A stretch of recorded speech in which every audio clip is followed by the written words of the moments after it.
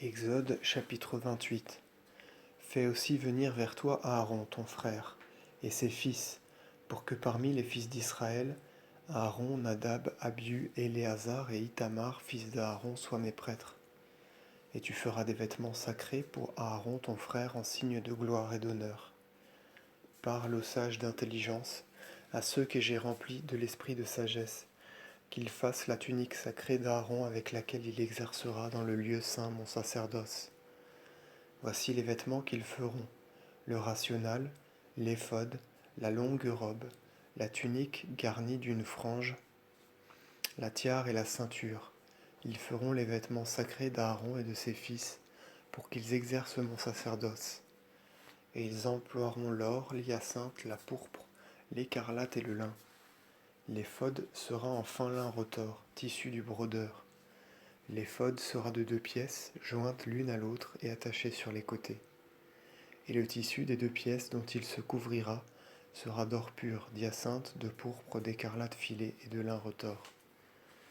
Tu prendras 2 pierres fines d'émeraude et tu y graveras les noms des fils d'Israël. 6 noms sur l'une des 2 pierres et les 6 autres noms sur la seconde pierre selon l'ordre de leur naissance.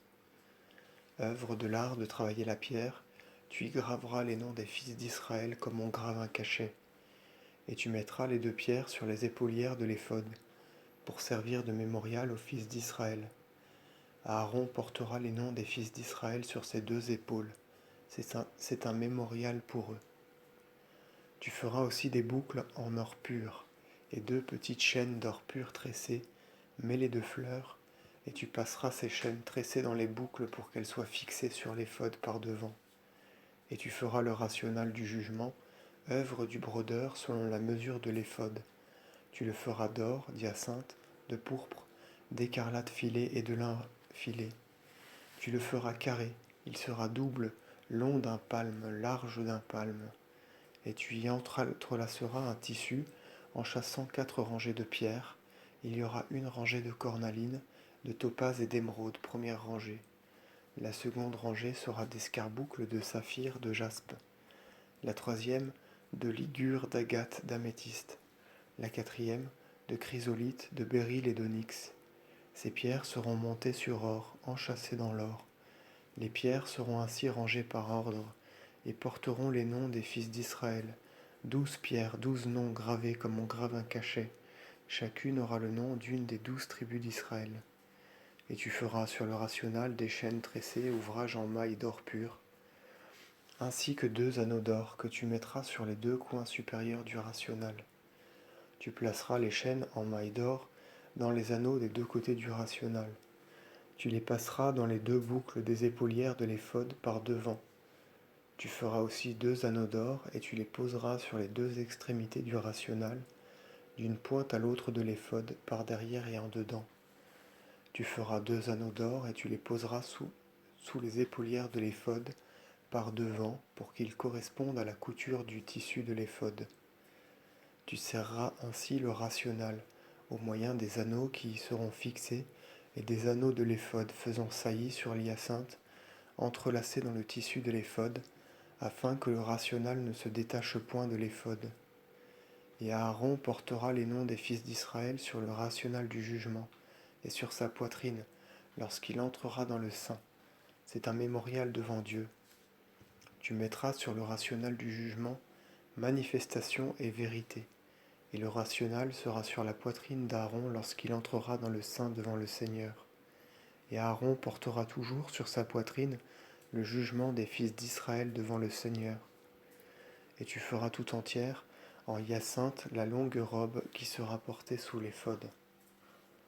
Elle aura au milieu une ouverture, et cette ouverture, ronde, sera bordée d'un collet œuvre tissu, formant la lisière du tissu entier pour qu'elle ne se déchire point. Et tu feras sous la bordure de la robe au bas, en hyacinthe pourpre, écarlate filée et lin filé, tout autour de la robe de dessous des grenades fleuries d'où sortiront de petits boutons de grenades. Il y aura aussi de semblables boutons de grenades en or, et il y aura entre eux tout autour de petites clochettes. Une clochette suivra chaque bouton de grenade qui semblera fleurir sous la bordure de la robe de dessous tout alentour. Et lorsque Aaron, exerçant le sacerdoce, entrera dans le sanctuaire devant le Seigneur ou en sortira, le son des clochettes se fera entendre pour qu'il ne meure pas. Tu feras une plaque d'or pur et tu y graveras comme on grave un cachet, sainteté du Seigneur. Tu la poseras sur de l'hyacinthe filé et elle sera sur la tiare par devant.